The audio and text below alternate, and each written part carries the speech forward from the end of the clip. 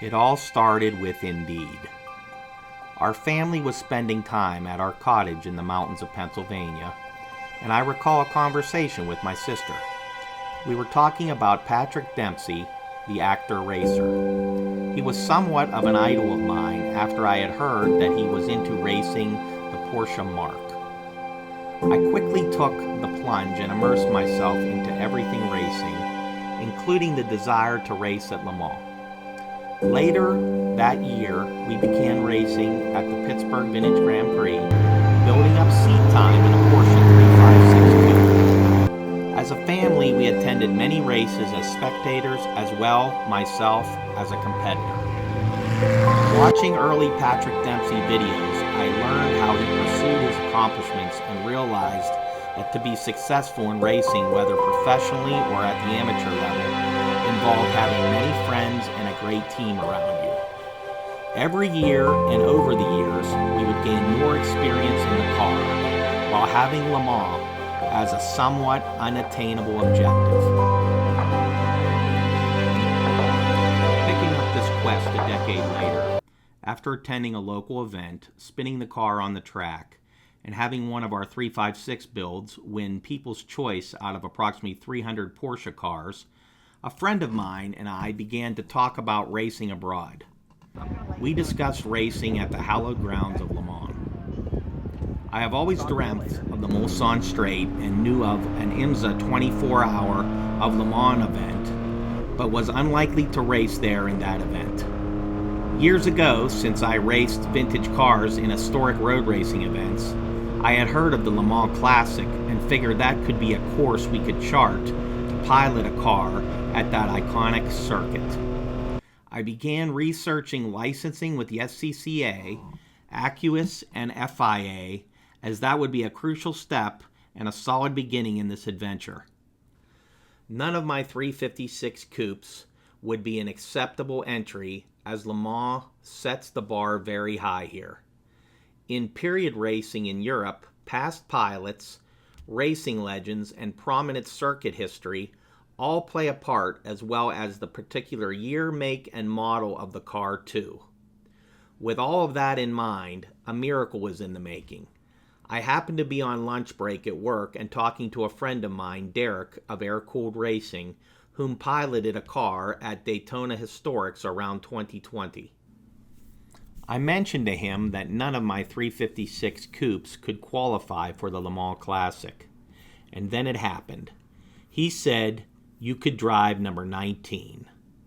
The 19 car was a beautiful Conda Green 1970 Porsche 914-6 GT, manufactured in Germany for Max Moritz Racing with GT modifications, raced in period at Daytona, Nürburgring, Sebring, VIR, and Watkins Glen in 70 and 71. I was sending emails to the selection committee, and one day just presented a small email with the question asking whether or not the car would be acceptable or not at Le Mans. And a couple days later, I received an email response that said, "Indeed."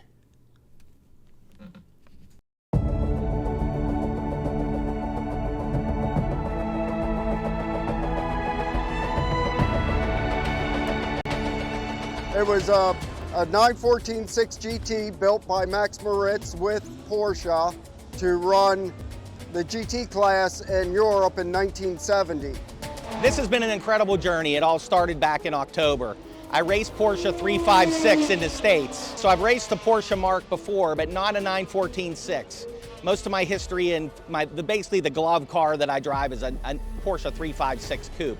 Racing in the States, you don't really fathom the dream of coming to Europe to race. No experience here yet to know what this track is like. This is like hallowed ground for racers here. The history of the car is very extensive. It ran the 1,000-kilometer Nürburgring at Hockenheim. It broke the track record. It won Porsche the FIA World Championship in 1970.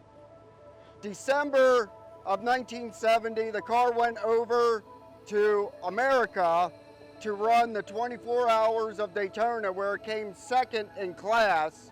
In 71, the car was done and it was parked. It has never been restored. Derek gave me the opportunity to race this 914.6 here at Le Mans. It's always been a dream of mine to make it to Le Mans. I'm very grateful just to be at Le Mans and have the opportunity to race here today.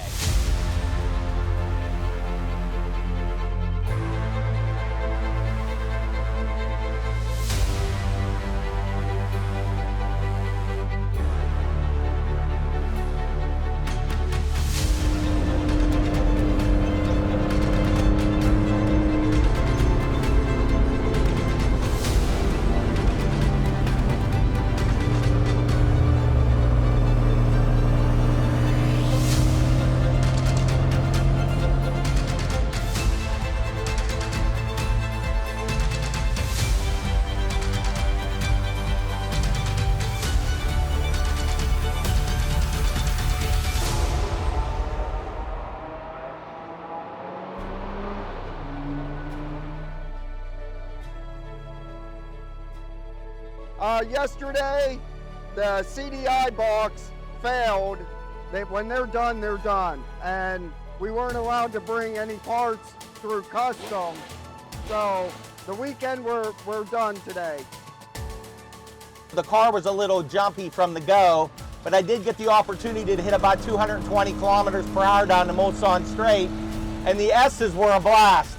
So I did, third gear did link up a little bit, and when the ignition timing kicked in, it was a little jerky, launched me back in the seat. The S's were phenomenal. So I got 4 laps in. The car was a little jerky for the whole race, but all in all, it was an incredible experience. I got to experience the Mulsanne straight. A 917 just hummed right by me. Incredible experience.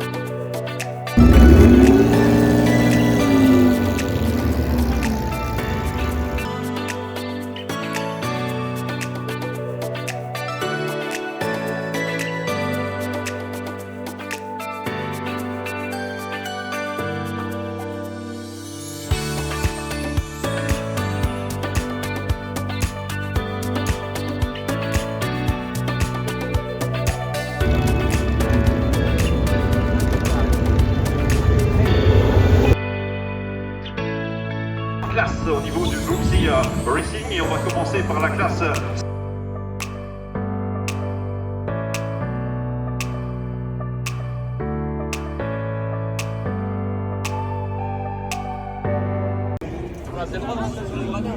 Sur les quelques instants, on va te positif. C'est 917, génial.